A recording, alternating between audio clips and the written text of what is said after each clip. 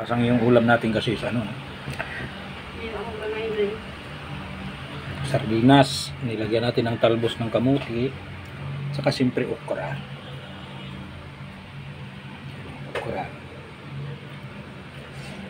Malapit na tayo matapos.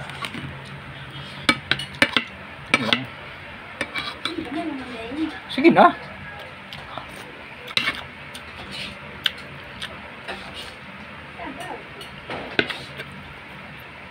Sabaw kasi mga kasang yung mahalaga dito. Sabaw, tsaka gulay. Pre.